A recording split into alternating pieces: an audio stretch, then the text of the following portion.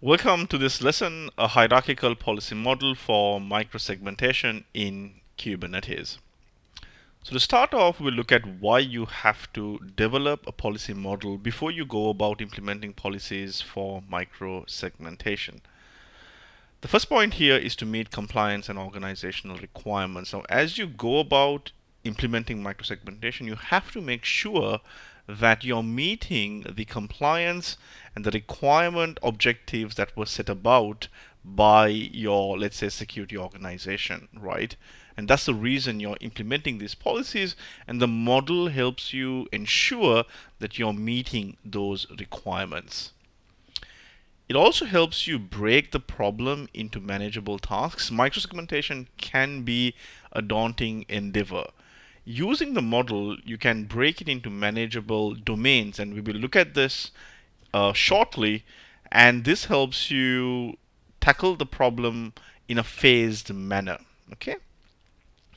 It also helps you align with your governance structures. You have to consider who does what when, who implements what type of policy when, and the model will stipulate that so that all of the teams are aligned in terms of what their respective roles and responsibilities are with regards to implementing policies for microsegmentation.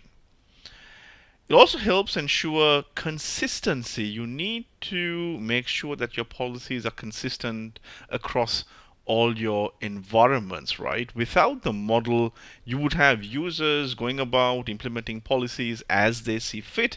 And this is going to skew your policies, lead to kind of baseline deviations over time. That's going to increase complexity and result in operational overheads. We want to eliminate that, and having the model ensures that any user deploying a policy sticks to a certain standard, and as a result your policy base remains consistent. Okay.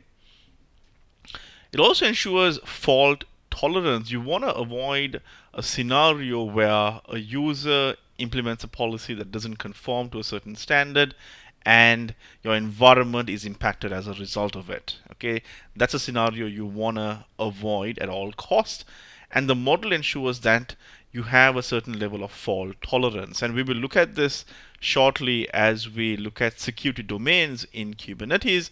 By breaking the workloads in a cluster to respective domains, you ensure that even in a worst case scenario where a user misconfigures a policy, you limit the impact to that respective domain rather than impacting the wider environment.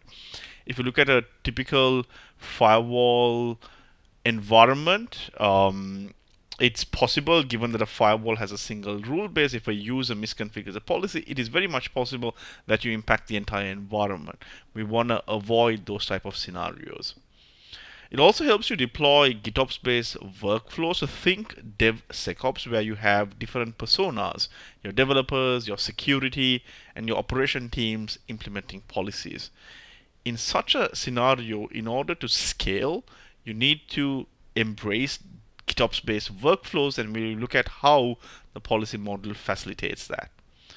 And finally, it helps you demonstrate value and operational effectiveness to your management. Okay, the model is something that any user can understand, and that instills confidence in that you are implementing the policies to meet the initial requirements that were set about as you embarked on this. Okay. All right, so these are some of the benefits in having the model. Next up, let's look at the model and how you can go about designing one. Okay, so I have some slides for this, but I'm going to use this document because it helps me kind of zoom in and zoom out a bit more easily. Right? And this document should be available to you, a link to this document should be available to you in the description of this video. Okay, so when you look at designing the model, using Calico for microsegmentation in Kubernetes, there are 3 steps to it. And the first is identify your Kubernetes security domains. The second step here is to define the Calico security policy tiers. all right? And the third step here is to define the security policy standards. Okay, so let's go through this one by one. The first step is to identify the security domains, and a security domain refers to a defined scope or boundary within your cluster where a set of security policies, controls, and privileges are applied and enforced. What do we mean by this? So if you look at a Kubernetes cluster, it is essentially a collection of pods. At a cluster level, at a network level in the cluster, there is no demarcation. All these pods belong to a single flat network, and they can each talk to each other without any limitation or restrictions. Okay. Now, you want to identify the domains to which policies will be applied. Okay. So for example, for the purposes of security domains, all the workloads in the cluster can belong to a single security domain. So let's take an example where you want to prevent these workloads talking to a certain environment. Let's say this is a development cluster. You want to prevent this cluster from having the ability to connect to services in your production environment, right? So for that, you would implement a deny list policy. And for the purposes of that policy, all the workloads in a cluster belong to a single security domain. Okay. Now inside the cluster, you may or may not have tenants. Okay. And tenants are customers. They could be business units. They could even be environments. We've seen customers deploy, let's say, dev and UAT environments in the same Kubernetes cluster. So in that case, a tenant could be an environment. Okay. It is basically a collection of namespace, depending on how you want to group them. Like I said, you may or may not have tenants in your cluster, right? Now, when you have tenants, you want to make sure that a given tenant is isolated from other tenants in the cluster. So for that purpose, tenants are a security domain. Okay. Now inside tenants, you may have namespaces, right? So let's say you have a customer who's deploying applications to this cluster, and each of the applications are probably going to be in one or more namespaces. And let's say your security requirement is to make sure that these namespaces are isolated. If a namespace has to talk to workloads in another namespace, it has to be authorized or allowed using policy. Okay. So for that purpose, a namespace belongs to a certain security domain. Now inside the namespace, you may have different types of workloads, and these are your workload groups. This basically translates to different services inside the namespace. It's very much possible that inside the same namespace, you may have a front-end service and a back-end service. In such scenarios, you want to protect the front-end and the back-end services using a policy, because a front-end service is exposed to consumers and a back-end service is something you want to protect and make sure that only the authorized services can connect to, even within the same namespace. So to address that, you have to create a policy per workload group. And for that purpose, individual workload groups belong to a certain security domain. Okay. Now, in addition to applications, a cluster also has platform components. This is your Kube API, the Kube Controller Manager, etc. This is the control plane of the cluster. You may have certain metrics gathering solutions like Prometheus, maybe logging solutions, and platform networking components such as an ingress controller. These belong to the platform, right? And they may be used by multiple tenants in your platform, right? Because these are common components. Let's say, for example, kubedns. All your workloads will have to be authorized to connect to kubedns to perform DNS resolutions, right? So we typically group the platform components into a separate security domain because this is the control plane, the brains, so to speak, of your cluster. Okay.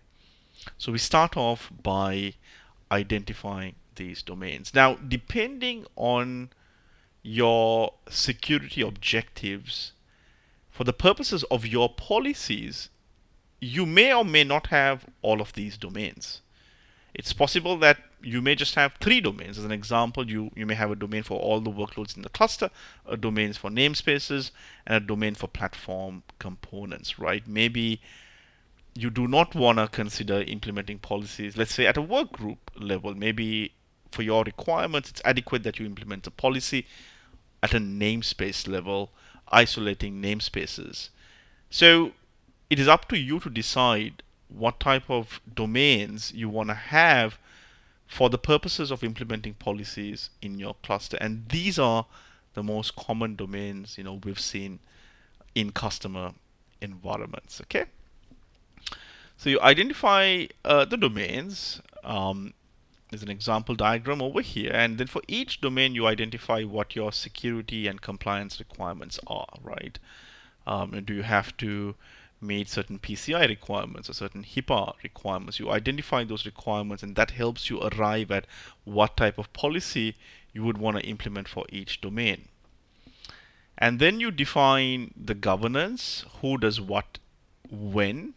So once you have the domains, you decide which users or which personas in your organization would be allowed to deploy policies for those respective domains, and we will look at that next. Okay.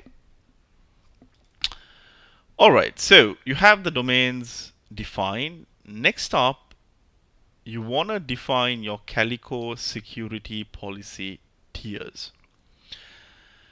So a security policy tier is a Calico construct. It is a Kubernetes resource that Calico implements using a custom resource definition. And what this essentially helps you do is organize or group your policies. If you look at a typical firewall or even the typical implementation of Kubernetes policies, it's a single rule base, right? And anyone can pretty much deploy a policy into that rule base. And that leads to certain problems. It could lead to kind of misconfigurations. It could lead to downtime as a result of misconfiguration. It's difficult to implement a certain governance structure. It's difficult to kind of define kind of roles and responsibilities when you have that single policy base, right? What the tiering model helps you do is organize the policies. So if you look at the example shown here, what we've done is we've taken the domains and we have placed the policies that apply to each of these domains into a particular tier. Okay. Now, once we've done that, we can, using RBAC, define which personas in the organization are allowed to deploy policies to a certain tier. Okay. So, for example, in this case, the security persona deploys policies to the security tier, and the reason for that is the policies in the security tier, the cluster-wide and the tenant policies, establish the high-level guardrails for your cluster, right? So for example, you can have a cluster-wide policies that denies, let's say, egress traffic to IP addresses based on a threat feed. That would be a high-level guardrail. Similarly, you may want to isolate customers in your clusters or business units in your clusters. Those are high-level guardrails, and they can be defined by, let's say, as an example, the security team. Now, going further to the right, the developers are responsible for deploying policies for their, let's say, namespaces, right? To protect those namespaces and also ensure that those namespaces can operate and communicate to the needed services in the cluster. Okay. Now the tiers, they have a certain characteristic. The tiers that are leftmost take precedence over those in the right. And what this means is, when it comes to personas deploying policies in the rightmost tiers, they cannot violate the guardrails established by the preceding tiers. And this is what we mean by that hierarchical policy model. You're starting with high-level guardrails on the left, and as you move right, you're starting with more granular controls in a way that these controls cannot violate the guardrails established by the preceding tier. So if your security tier has a policy that limits access to certain, let's say, IP addresses, you cannot have a policy in a tier in the right of it that permits access to that IP. Just as an example, a very simple example. So this ensures that these personas only have certain rights within their respective domains. Okay, and this helps you delegate the deployment of policies to other personas in the organization more effectively, ensuring that you comply, meet your compliance requirements, and also it helps you scale as your environment grows. Okay, so let's continue to quickly recap. So what we've done is we've placed the domains that we defined in step 1 to tiers in the policy model, right? So for example, the policies for the cluster-wide policies and the policies for tenants are in the security tier. The policies for platform components are in the platform tier, and we typically designate a separate tier for the platform components because they tend to be common across all your environments, and they typically are part of the platform bootstrap as well. Okay. Now, if you want to isolate namespaces, we have the policies for that in the namespace isolation tier. And if you want to define policies for workload groups, there's a separate tier for that as well. Okay. And the final tier is what we call the default deny tier, and this is where you have the deny policy. What this essentially does is it denies everything not explicitly permitted in the preceding tiers, right? This is what enforces that zero trust model. Okay. All right, so simple enough, right? So, we have the domains and you place the domains in the tiers. The tiers help you implement governance. It helps you delegate effectively. It provides fault tolerance. It helps you, scale, right? It provides and basically addresses some of the challenges we discussed previously. Okay. All right. So now once you have the domains and the tiers, you need to then decide or define the policy standards for each of these policy categories. Okay, so what does a cluster-wide policy look like? So for cluster-wide policies, you can have a deny list based on a threat feed. You can have a deny list denying vulnerable ports, communications using vulnerable ports across the entire cluster. So if the security team decides that SSH is going to be denied, they implement a single policy for that, and that applies across the entire cluster, right? Cluster-wide policies to access internet. Let's say you want to permit access to internet globally or access to certain environments globally. You can implement a single policy to do that across the cluster. Okay, so these are the policies that you would have under each of these categories, right? For each of these domains. So you define that. Okay. For tenants, what would you have? You would want to maybe isolate customers. If you have multiple customers or business units, you may want to isolate them inside the cluster. So you would use tenant policies for that. If you have, let's say, PCI workloads, one requirement under PCI is to segregate these workloads. So you may have a single policy that does that across all the PCI workloads in the cluster. Okay. What do the platform policies look like? You would want to secure your Kube API. You would want to grant all workloads in the cluster access to Kube DNS. Maybe have policies for gateway API or ingress. These would be the platform policies.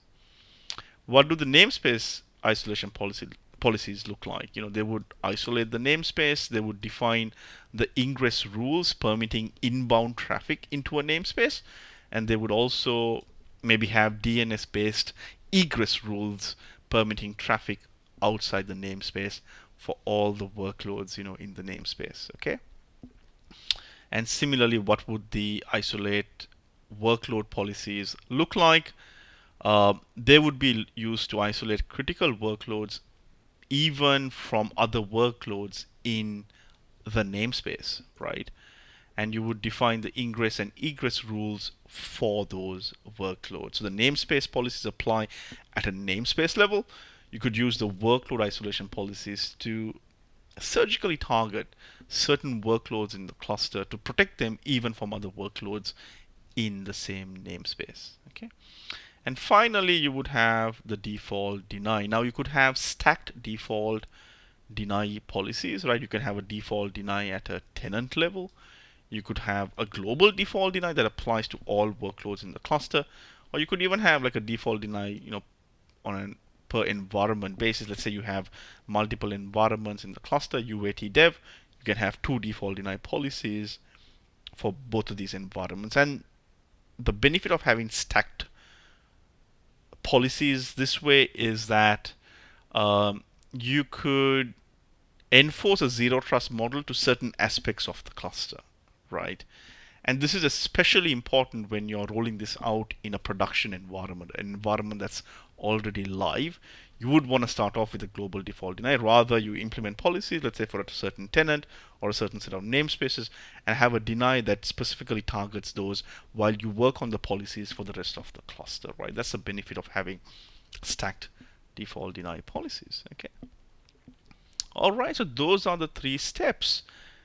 You look at what the domains are and identify the security requirements for each of these domains, establish the tiering model, place the policies for each of these domains in their respective tiers, decide who does what when, okay?